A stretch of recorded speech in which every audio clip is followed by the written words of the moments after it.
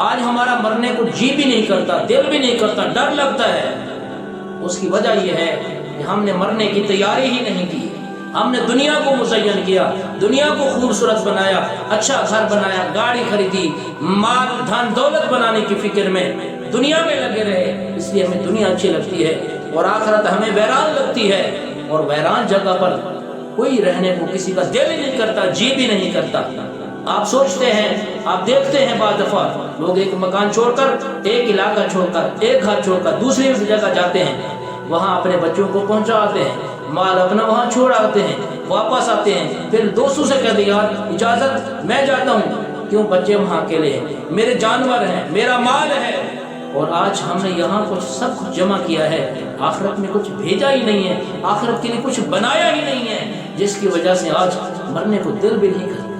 مرنے کو تو جی نہیں کرتا۔ حالانکہ یہی موت تو ہے نا جو انسان کو آئے گی، پھر اللہ کا دیدار ہوگا، یہ موت آئے گی، اللہ کی زیارت نصیب ہوگی، یہ انسان مرے گا جنت کے اندر جائے گا، یہ مرے گا جنت کی اس کو نعمتیں ملے گی۔ وجہ کیا ہے؟ ہم نے دنیا میں سب کچھ اپنا یہاں کر بنایا ہے، کہیں بنانے کی فکر میں لگے ہوئے ہیں۔ خدارا دنیا کو چھوڑیے، اپنی آخرت کی بھی فکر کیجیے، بقدر ضرورت اللہ سے مانگیے، اتنا کی کوشش کیجیے، اور باقی دھن دولت اللہ دے آخرت پر لٹائیے۔ قارون جیسی دولت نہ مانگنا، فرعون جیسی دولت نہ مانگنا، مانگنی ہو ابو بکر والی مانگو، مانگنی ہو عثمان غنی والی مانگو۔ علی المرتضیٰ شیر خدا رضی اللہ تعالیٰ عنہ کی سخاوت کا جذبہ اپنے دلوں کے اندر رکھیں، حسنین کریمین کی سخاوت تمہارے دلوں کے اندر ہو، اصحاب رسول کی سخاوت، ان کے جذبات، ان کی محبتیں ہمارے دلوں کے اندر۔ لیکن آج کیا ہے، سب کے سب یہی دنیا بنانے کی، صحابہ کی زندگی کا مطالعہ کریں، جب فتوحات ہوئی، مال غنیمت آیا، صحابہ کے گھروں کے اندر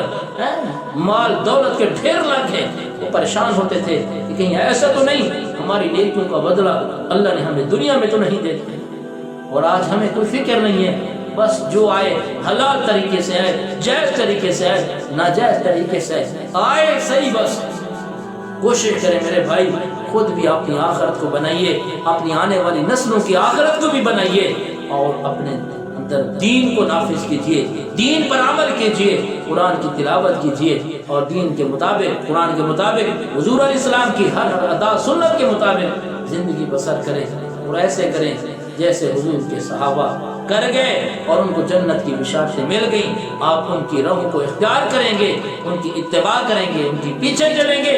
اللہ تعالیٰ ان کے صدقے سے آپ کو بھی جنت عطا فرما دے گا۔